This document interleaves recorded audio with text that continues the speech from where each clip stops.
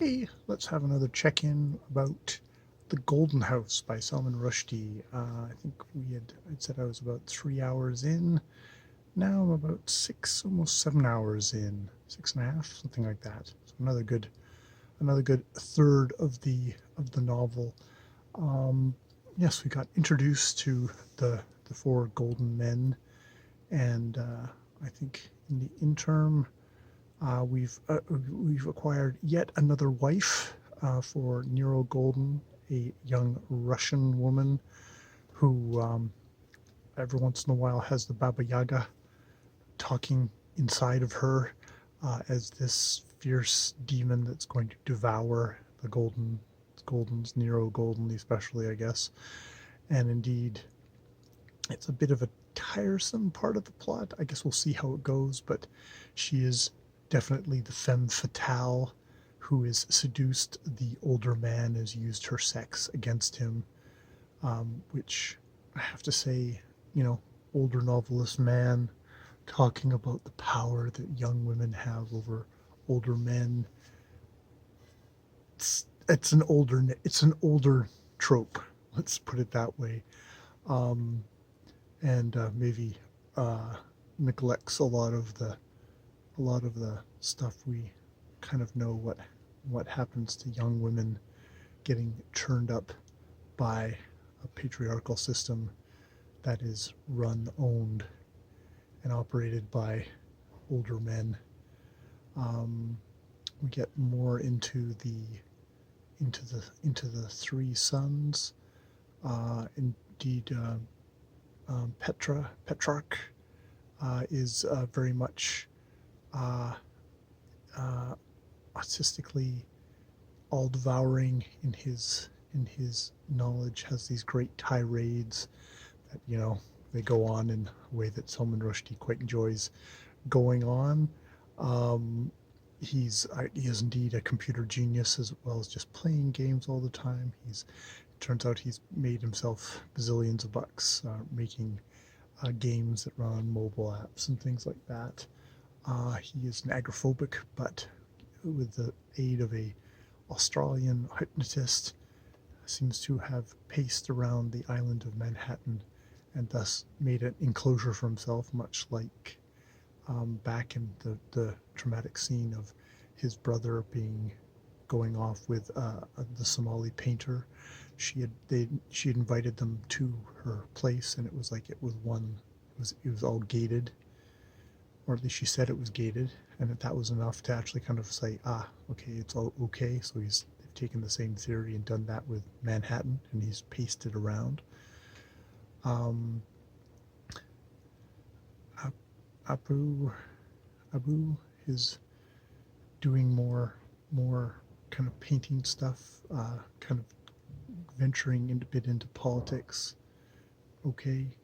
Um, D is definitely becoming gender fluid, and this is causing him to get rained down with lots of abuse from father and brothers who don't forgive him for having pushed out their mother at one point, and and becoming the woman of the house. And indeed, the Russian bride does let him try on her clothes and stuff like that. And so there's that. Maybe that's her thing, but he's becoming very gender fluid.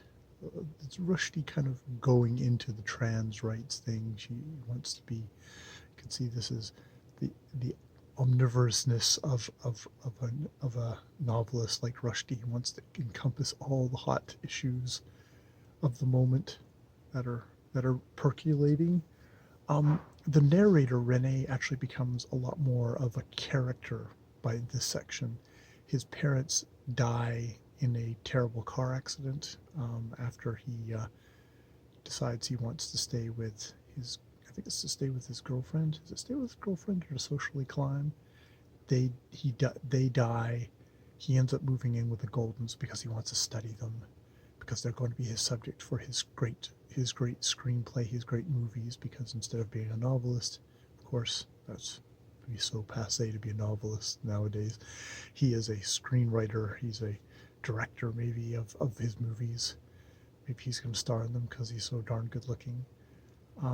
But he, of course, gets seduced by the Russian bride who had signed a fierce prenup with also proviso of no child, because, as Nero confronts his son, saying like, yeah, it's not going to be a kid, so it's not going to be like, sucking up any of my money if I kick it.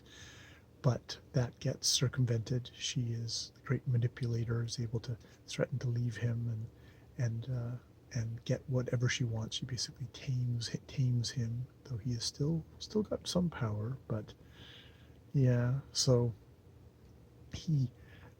But of course, she gets the results back from fertility tests, and he is shooting complete blanks. So what does she do? She goes to Rene, the Belgian, and says, "You're going to provide me with a kid that will be Gldn's." And she indeed does get pregnant. He gets completely addicted to her sex with her. He, of course, he has a girlfriend, but it's kind of not that passionate of a thing, and this is very hot, and he's completely betraying, the family.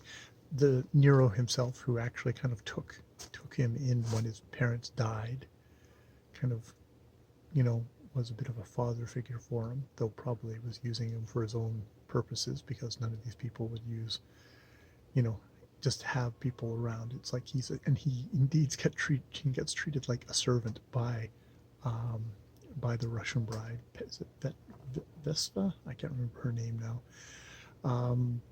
Gets kind of treated like a servant, but she also is a love machine. So, femme fatale, great at sex, is one of the only, the 200 people on the planet who can wear great fashion stuff. And yes, and we have this percolating stuff with the two older brothers where, yes, the Petra sees Abu with the Somali painter, and he firebombs the art galleries, I think destroying all his brother's works, or a good hunk of them,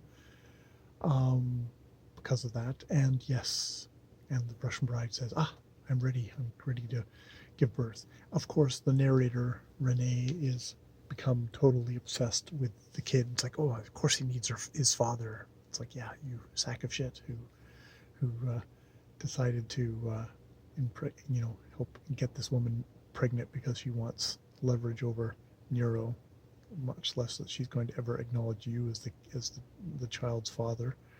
You a non-entity.